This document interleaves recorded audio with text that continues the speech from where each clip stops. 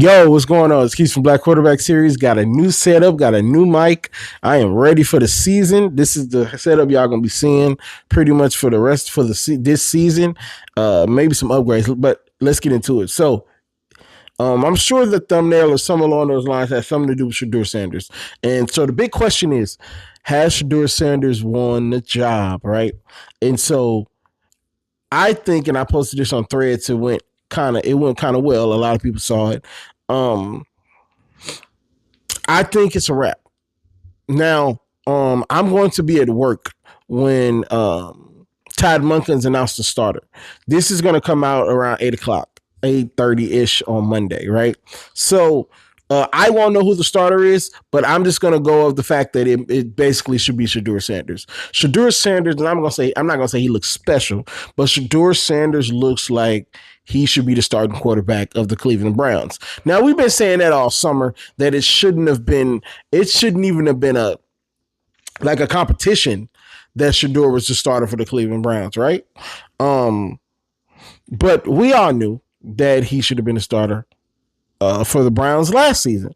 It shouldn't even have been a competition that he was the starter of the Browns last season. Now, ironically, I got my LeBron James jersey on. I didn't even put that together, but yeah, so it's very Cleveland out right now. But yeah, what he did yesterday was great. He was 9 for 11, 74 yards, a touchdown, and an interception. But even the interception, I'm gonna be for real. The pass was a little behind him, but as a premium top 1% athlete, you have to make that catch. You have to make that catch. I don't have Deshaun's numbers, but from what I've seen, let's stick on Shedeur. So Shedeur played well. That one bad throw, I think that throw was not good. That was probably the only bad throw. He only had 2 misses, but that was the big one that I just didn't really like, right? And I think one of them, he was running for his life and threw the ball away.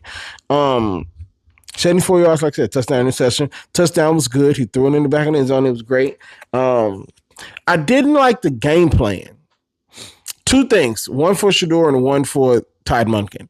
I didn't like the game plan that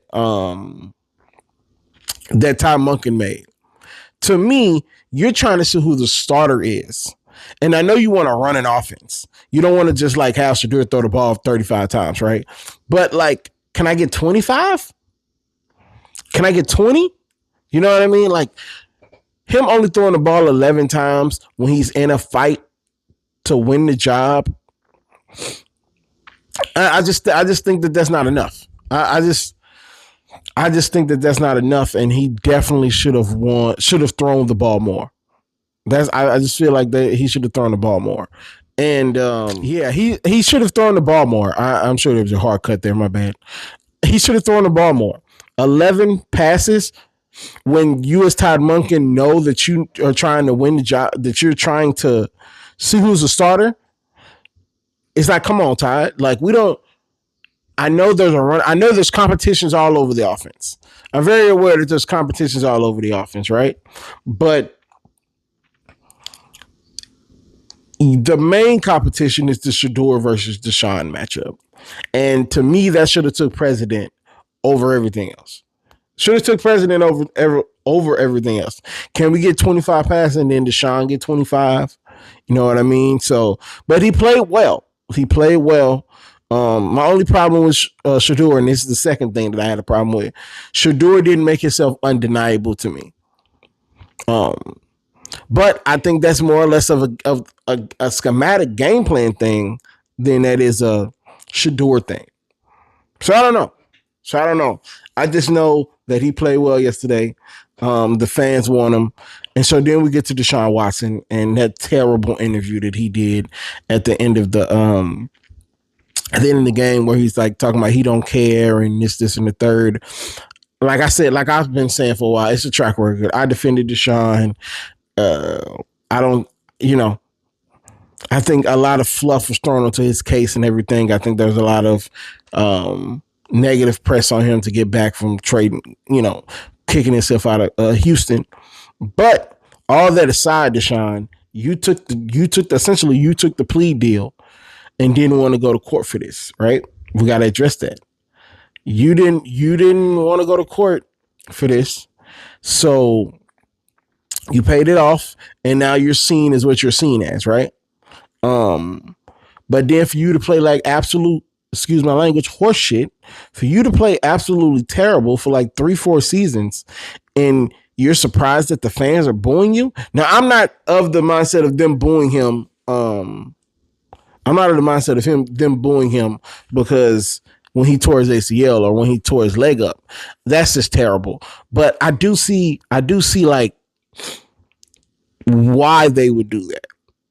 I kind of see why they would do that, because it's like, Deshaun, you've shown no remorse. You have not been accountable, and you think you should just, because you're just Deshaun Watson, that everything should just fall for you, right?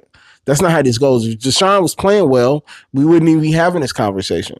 You start the game off with 2, 3 and outs. You overthrow the ball.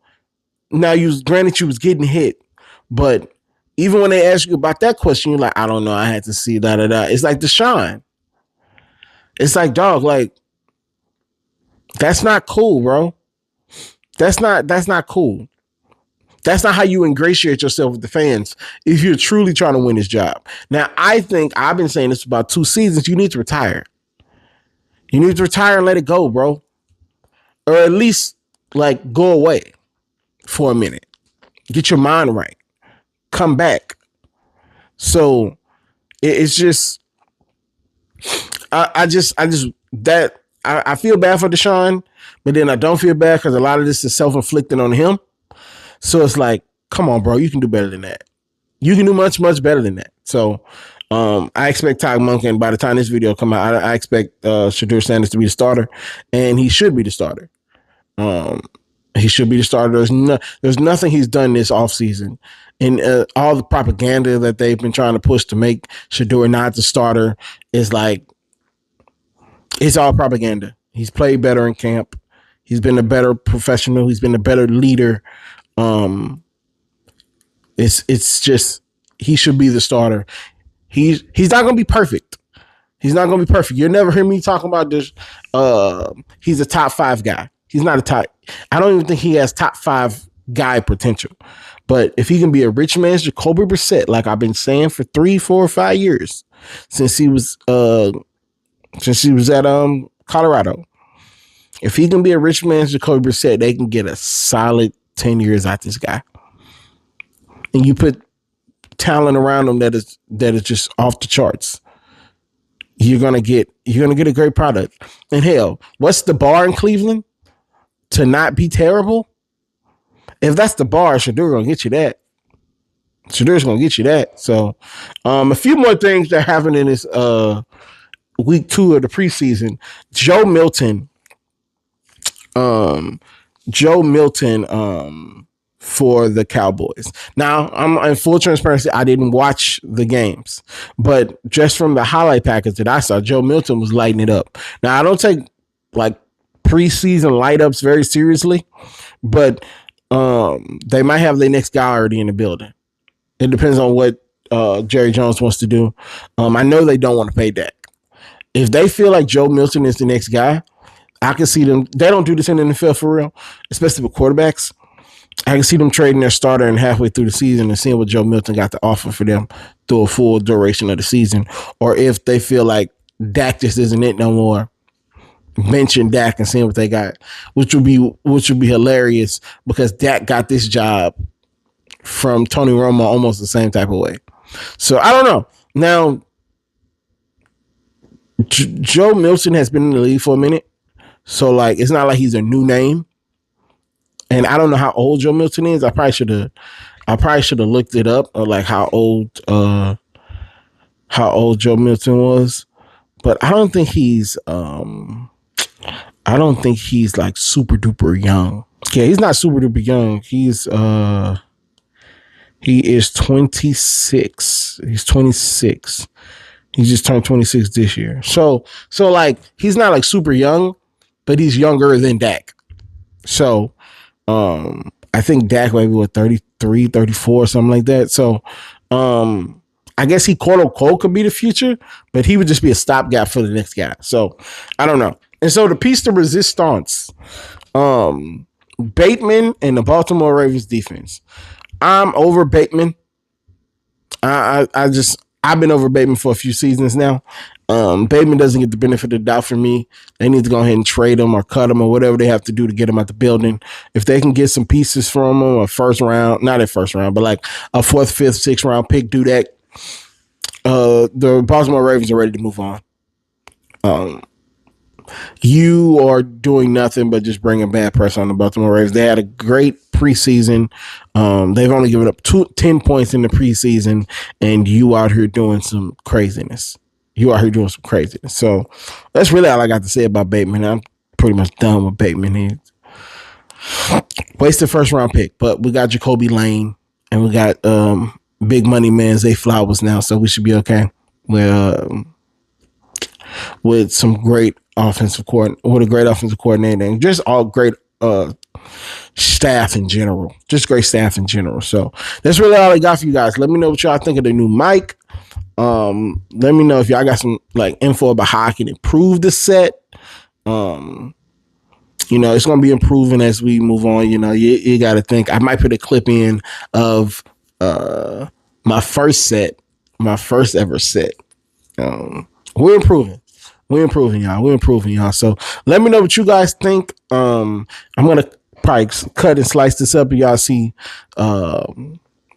shorts of this video throughout the week, because this is the big video of the week.